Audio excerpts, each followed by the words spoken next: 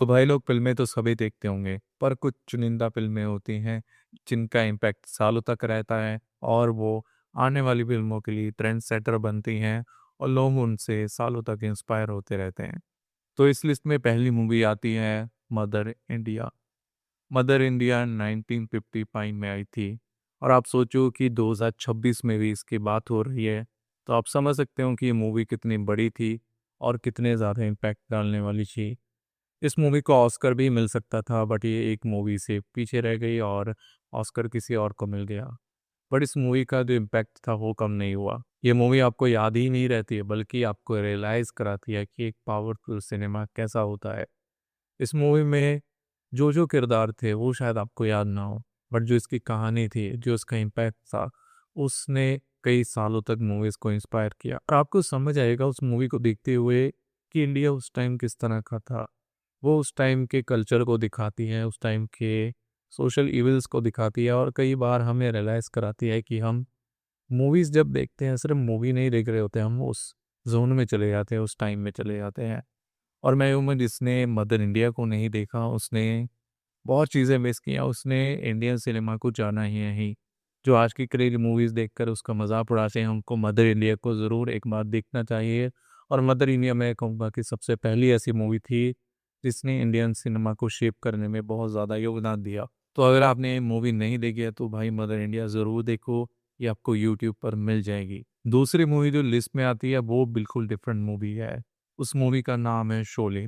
और ये मूवी के बारे में हर कोई जानता है, इंडिया में जो भी है उसने शोले के बारे में ज़रूर सुना है। चाहे कारण कोई भी हो, चाहे वो इसका विलन गब्बर सिंह हो, चाहे वो इसके डायलॉग्स हों, चाहे वो इसकी स्टार कास्ट हो या कुछ भी हो। इस मूवी का जो इम्पैक्ट था वो जनरेशन्स पर रहा।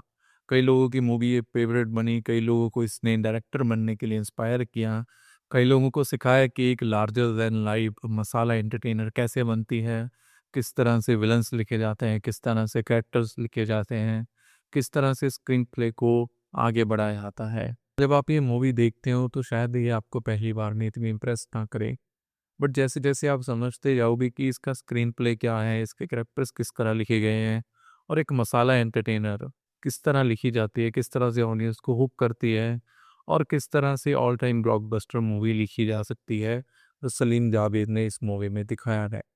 ये मूवी आज भी लोग देखते हैं, आज भी रिविज़िट करते हैं और कई डायरेक्टर्स जैसे रोहित शेट्टी की ये फ़ेवरेट मूवी है। तो इस मूवी को ना देखना मतलब इंडियन सिनेमा को ना जानना है। तो इस मूवी को मिस मत करना, ये भी आपको यूट्यूब पर मिल जाएगी। तीसरे नंबर पर वो मूवी आती है जिसने रॉ सिनेमा को इंट्रोड्यूस कराया बॉलीवुड से। ये मूवी बॉलीवुड की टिपिकल मूवीज़ से बहुत ज़्यादा डिफरेंट थी और इसे डायरेक्ट भी बिल्कुल अलग डायरेक्टर ने किया था। इस मूवी का नाम है गैंग्स ऑफ वासेपुर। इस मूवी को अनुराग कश्यप ने डायरेक्ट किया था और ये मूवी एक लैंडमार्क मानी जाती है इंडियन सिनेमा में। इसके बाद से स्टोरीज चेंज होने लगी, हमें यूपी के गैंगस्टर देखने को मिले, रियलिस्टिक अप्रोच देखने को मिला कि किस तरह से गैंग वॉर्स होती हैं। इसमें बहुत ज़्यादा गालियाँ और रियल सिचुएशंस को यूज़ किया गया था। इस मूवी की कैरेक्टर्स इतने ज़्यादा खास है कि जिसने भी इस मूवी में काम किया था, वो सब किसी न किसी बड़े प्रोजेक्ट्स में अभी भी जुड़े हुए हैं और आज तक इंडस्ट्री में काम कर रहे हैं। इस मूवी का इन्फ्लुएंस बहुत ज़्यादा था, बड़े-बड़े डायरेक्टर्स ने इस मूवी को देखा और इस मूवी से इंस्पायर हुए। अनुराग कश्यप की आज भी इस मूवी के लिए तारीफ़ होती है और अगर वो किसी मूवी के लिए सबसे ज़्यादा जाने जाते हैं तो वो हैं गैंग्स ऑफ वासेपुर। आप इस मूवी के इम्पैक्ट को इस चीज़ से समझ सकते हो कि लोग आज भी गैंग्स ऑफ वासेपुर 3 की डिमांड करते हैं और अगर गैंग्स ऑफ वासेपुर 3 रिलीज़ भी होती है तो वो भी एक ब्लॉकबस्टर मूवी रहेगी। और अनुराग कश्यप जो हैं, उन्होंने सत्या भी लिखी थी, तो आप समझ सकते हो कि काफ़ी चीज़ें वहाँ से इन्फ्लुएंस होकर आई हैं।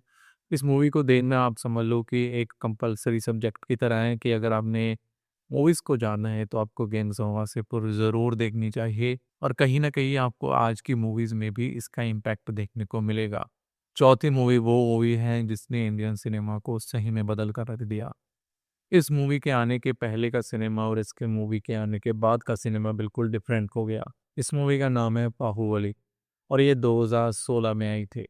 बाहुबली ने ही पैन इंडिया शब्द को इंट्रोड्यूस कराया था ऑडियंस से। ये मूवी इतनी ज़्यादा लार्जर दैन लाइफ थी, इतने कैरेक्टर्स डिफरेंट थे, मतलब ऐसी मूवी इमेजिन ही नहीं कर रहे थे ऑडियंस उस टाइम। बट साउथ में एक डायरेक्टर था एस एस राजामौली, जिसका विजन उसके बजट से भी ज़्यादा बड़ा था और उसने इस विजन को देखा और ऐसी मूवी बनाई कि उसने रिकॉर्ड तोड़े। उसने इंडिया में सबसे ज़्यादा कमाई करने वाली मूवी बनकर दिखाया और इसका सेकंड पार्ट आया, उसने और भी ज़्यादा रिकॉर्ड तोड़े और ऑल टाइम ब्लॉकबस्टर बनी।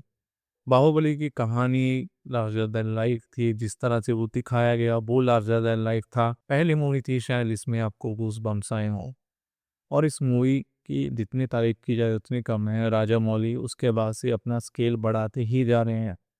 जब तक इंडिया में मूवीज़ बनेगी बाहुबली को याद रखा जाएगा और इसका नाम सोने के अक्षरों में लिखा जाएगा। तो ये 4 मूवीज़ थी जिसने इंडियन सिनेमा को फॉरएवर चेंज कर दिया और सिनेमा में इतनी बड़ी तब्दीलियाँ लेकर आए, ट्रेंड सेटर बने या कहूँ इंस्पिरेशन बने कितने आगे आने वाली मूवीज़ के लिए। आपने इनमें से कौन-कौन सी मूवीज़ देखी है? कमेंट्स में ज़रूर बताएँ।